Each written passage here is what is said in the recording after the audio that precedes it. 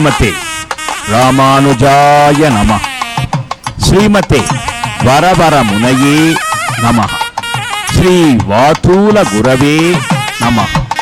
ஸ்ரீசைலேச தயாபாத்திரம் தீபக்தியாதி குணார்ணவம் யதீந்திர பிரபணம் வந்தே ரம்யஜா மாதரம் முனி லக்ஷ்மீநாத சமாரம்பா நாதயாமுன பிரணமத்யமா அஸ்மத் ஆச்சார்ய பர்யந்தாம் வந்தே குரு பரம்பரா. ஸ்ரீ செண்டும் கையும் செங்கமலத்தாயார் துணை, கோலும் கையும் கோபாலனே துணை. ஸ்ரீவித்யா ராஜகோபால சுவாமி திருக்கோவில் பங்குனி பிரம்மோற்சவம். பிரம்மோற்சவத்தின் 14ஆம் திருநாள் யானை வாகனம். யானை வாகனத்திலே போகலட்சுமியான சத்யபாமா நாச்சியாரும் கோபாலனும் எழுந்தருளி கல்யாண திருக்கோலத்திலே யானையேறி மாலை சூடி திருக்காட்சி தரும் அற்புதமான காட்சியை நம் CTN தொலைக்காட்சி பக்தியோடு பதிவு செய்து நம் இல்லத்திலே அருள்பொங்கும் உள்ளத்திலே வழங்குகிறது. வாரணம் 1000 சூழ வலம் செய்து நாரணன் நம்பி நடக்கின்றான் என் எதிர்.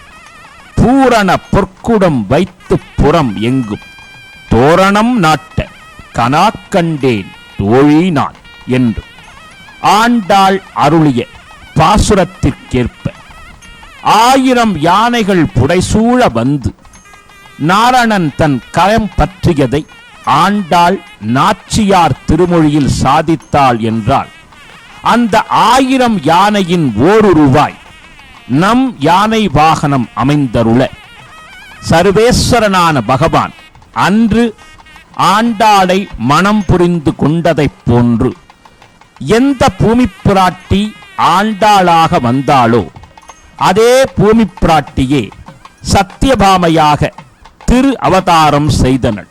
எனவே ஆண்டாள் வேறு அல்ல, சத்யபாமா வேறு அல்ல. எனவே துவாபர யுகத்திலே கிருஷ்ணாவதாரத்திலே எவ்வாறு சத்யபாமா நாச்சியாரை திருமணம் புரிந்து கொண்டானோ கண்ணனம் பெருமான், அதே திருக்காட்சியை நம் ஜம்பகாரண்ய கஷேத்திரத்திலே கோபிலர் கோபர்லய முனிவர்களுக்கு அவர்கள் தம் தவப்பயனாக காட்சி தந்த திருக்காட்சியை பங்குனி பிரம்மோற்சவத்திலே நான்முகக் கடவுளான பிரம்மா நடத்தும் திவ்யோற்சவத்திலே காண்பித்தருளுகிறார். எம்பெருமானின் திருமேனி அழகு, அவன் திருக்கரத்திலே வேத்திரமான சாட்டை, மறுபுறத்திலே ஒய்யாரமாக குவலயா பீடம் என்ற யானையை அழித்து அதனிடமிருந்து பெறப்பட்ட தந்தம், அற்புதமாக காட்சி தரும் வெண்மை நிற யானையின் அமர்ந்த திருக்கோலம் நாம் மனக்கண்ணிலே சற்றே நினைக்கக்கூடிய காட்சி.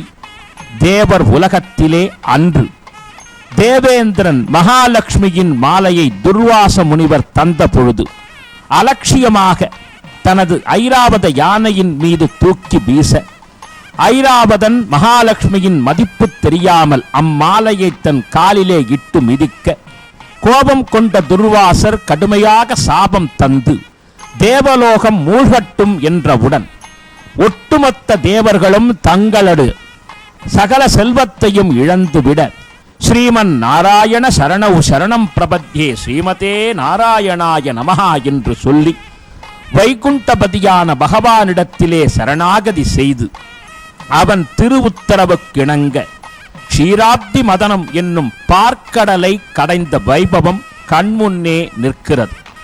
அந்த பார்க்கடலை கடைந்த தருணத்தில் அந்த பார்க்கடலில் இருந்து உச்சை ஸ்ரவஸ் என்ற குதிரை, ஐராவதம் என்ற யானை, சந்திர பகவான், சிந்தாமணி, கௌஸ்துபம், காமதேனு, கற்பக விருட்சம் இவற்றோடு ஸ்ரீ மகாலட்சுமியான பெரிய பிராட்டியார் எழுந்தருள, அந்த மகாலட்சுமியை தன் ஹிருதயத்திலே அகலகில்லேனன் இறையுமென் அலர்மேல் மங்கை உரை மார்பா என்று நம்மாழ்வார் சாதித்தருளியதற்கேற்ப தன் இதயத்திலே இருத்திக் கொண்டான்.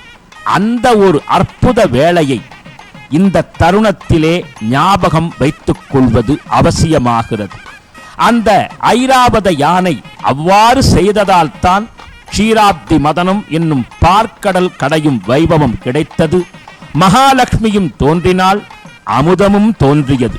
எனவே அமுதத்திற்கெல்லாம் அமுதமான அமுதமான பகவான் ஸ்ரீராஜகோபாலனே இன்று பிரம்மோற்சவத்திலே 14ஆம் சேவையிலே யானை வாகனத்திலே தன் போகலட்சுமியான சத்யபாமா நாச்சியாரை இடது புறத்திலே எழுந்தருளச் செய்து கொண்டு விசேஷமாக திருவுலாவை அமைத்தருளுகிறார். பொதுவாகவே யானையை வாரணம், களிறு, கஜராஜன் என்று பல்வேறு திருப்பெயர்களில் அழைப்பது வழக்கம்.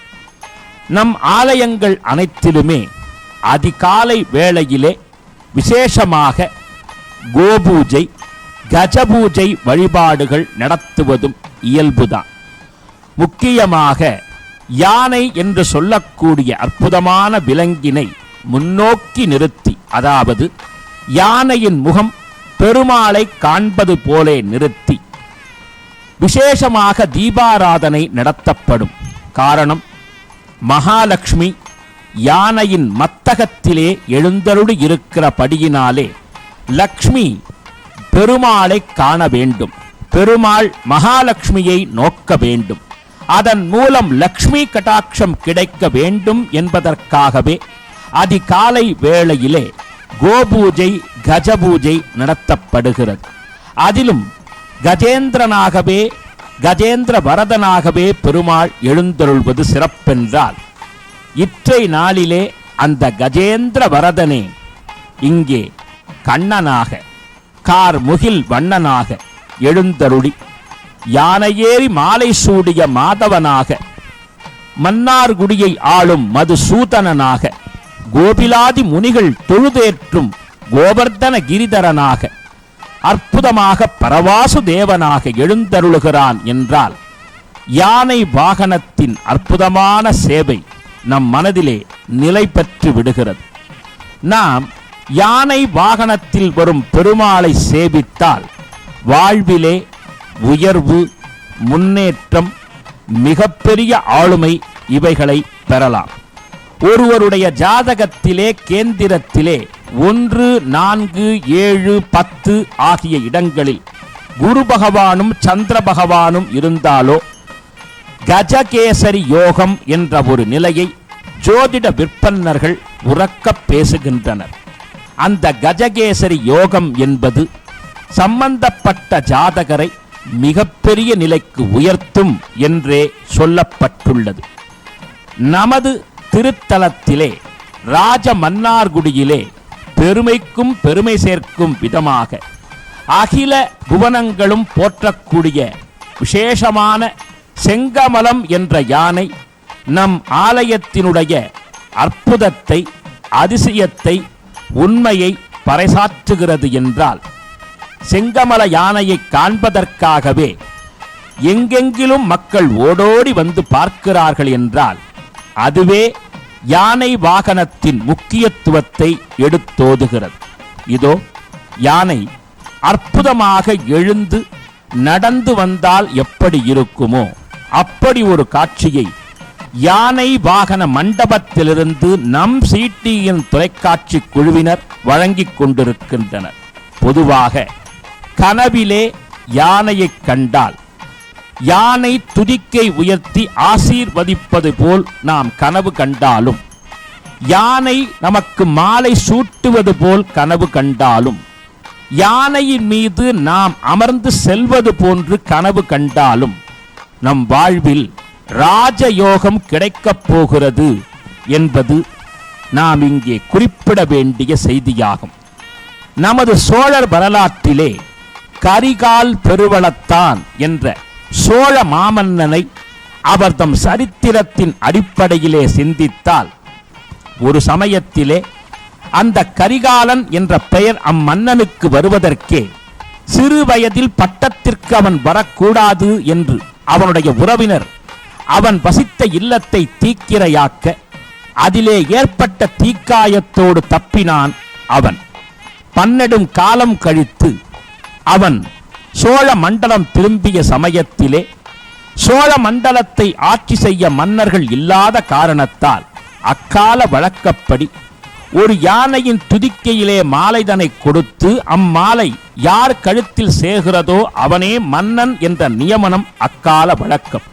அதற்கேற்ப சோழ மண்டலத்தின் ராஜ யானையை கையிலே தும்பிக்கையிலே மாலைதனை கொடுத்துவிட அதே நேரம் கரிகால் பெருவளத்தான் சோழ மண்டலத்திற்கு வர பகவானுடைய நியமனப்படி யானை அவன் கழுத்திலே மாலை சூட சோழ மண்டலத்தின் ராஜாதி ராஜனாக அமர்ந்தான் கரிகால் பெருவளத்தான். அந்த மன்னனுடைய சாதனையை இன்றும் தமிழதம் சரித்திரம் எடுத்தோதுகிறது என்றால் அந்த மன்னன்தான் சோழ மண்டலத்தின் உண்மையான வாரிசு என்பதை யானை மூலமாகவே பகவான் நிர்ணயம் செய்தான். எனவே யானை என்பது சத்தியமான விலங்கு, உண்மையை தன்மையை பிரதிபலிக்கக்கூடியது, ஞாபக சக்தி அதிகம் கொண்டது. வேகமாக புறப்பட்டு வரும் பொழுது யானையின் வேகத்திற்கு எந்த விலங்கும் ஈடு கொடுக்க இயலாது என்பதே உண்மை. வலிமையின் அடையாளம், கம்பீரத்தின் அடையாளம். மிக அற்புதமாக யானையின் பெருமையை தமிழர்தம் சரித்திரம் ஓங்கிச் சொல்லுகிறது. ஏன், புராணங்கள் கூட யானையின் மேன்மையை விசித்திரமாக விசேஷமாக பேசுகிறது. அந்த அடிப்படையில் சொல்லும் பொழுது தேவலோக யானை ஐராவதம் என்றால் ஆதி காலத்திலே விசேஷமாக கோபாலனுடைய துவாரகா நகரத்தில் விளங்கிய யானையின் சிறப்பை சொல்லுவர்கள். கோபாலன் திருமணம் புரிந்து கொண்ட பிறகு அவனுடைய அஷ்ட பத்னிகளையும் யானை மீதுதான் ஏற்றிக்கொண்டு துவாரகா நகரத்தை சுற்றி வந்தான் என்று விசேஷமாக கண்ணனுடைய சரித்திரம் எடுத்தியம்புகிறது. எனவேதான் விசேஷமாக யானைகள் முதல் நிலை பெறுகின்றன. நமது இல்லங்களிலும் நமது இல்லத்தின் கிரகலட்சுமியாக கஜலட்சுமியாகவே நம் கிரக நிலைகளில் யானையோடு கூடிய மகாலட்சுமியை பொருத்துவது வழக்கம். நம்முடைய க்ஷேத்திரத்தின் நாயகியாக படிதாண்டா பத்தினியாக கோபாலனின் பட்டத்தரசியாக விளங்கும் பெரிய பிராட்டியார் செங்கமல நாச்சியார் கஜலட்சுமியாகவே சேவை சாதிப்பதை நாம் கண்கூடாக உணர்ந்திருப்போம். எனவே யானை என்பது பரம மங்களத்தை, க்ஷேமத்தை, லாபத்தை, வெற்றியை தரக்கூடிய விலங்கு. எனவே தான் வெற்றியை தரக்கூடிய விஜயகோபாலனாக கஜேந்திரன் என்ற யானையின் துயர் தீர்த்த கஜேந்திர வரத கோபாலனாக என்றும் எப்பொழுதும் ராஜயோகத்தை தரும் ஸ்ரீராஜகோபாலனாக தனது ஆலயத்தினுடைய விசேஷமான பிரம்மோற்சவத்திலே 14ஆம் திருநாளிலே யானையிலே உலா காண்கிறான் பகவான். இதோ காணக்கூடிய காட்சி ஒவ்வொன்றும் அஷ்டலக்ஷ்மி ஸ்வரூபமாக சத்யபாமா நாச்சியார் அந்த லக்ஷ்மி மணாளனாக நாராயணனாக ஜம்பகேசனாக கோபாலன் வரும் பொழுது அவனுக்கு நிகர் அவனே என்று குறிப்பிடுமா போலே கம்பநாட்டாழ்வார் யானையின் நடை ஒத்தவன் என்று ராமனை குறிப்பிட்டதைப் போன்றே பகவானின் திருக்காட்சி. பொன்னானாய் பொழிலேழும் காவல் பூண்ட புகழானாய் இகழ்வாய் கொண்டேன் நான் என்னானாய் என்னானாய் என்னால் அல்லால் என் அறிவன் ஏழையேன் உலகம் ஏத்தும் தென்னானாய் வடவானாய் குடபாலானாய் குணபால மதையானாய் இமையோர்க்கு என்றும் முன்னானாய் பின்னானார் வணங்கும் சோதி என்று அற்புதமாக திருமங்கையாழ்வார் சாதிக்கக்கூடிய வகையிலே கோபாலனுடைய 2 புஜங்களும் யானையினுடைய மத்தகம் என்று குறிப்பிடுமா போரே கோபாலனின் திருக்காட்சி. நாமும் இந்த வைபவத்திலே கலந்து கொண்டு அவன் அருள் பெற்று ராஜபோக போக்கியங்களை பெறுவோமாக. கமலா சரணாம்போஜ கௌஸ்துபாங்கித பக்ஷசே கல்யாண குண பூர்ணாய ஜம்பகேசாய மங்களம். ஸ்ரீமதே ரம்ய ஜாமாத்ரு முனீந்திராய மகாத்மனே ஸ்ரீரங்கவாசினி பூயார் நித்யஸ்ரீ நித்ய மங்களம் என்று சொல்லி கஜேந்திர வரதனாக வரக்கூடிய கோபாலனின் பதமலர் பற்றி பரமானந்தம் பெறுவோம். சர்வம் ஸ்ரீ கிருஷ்ணார்ப்பணமஸ்து.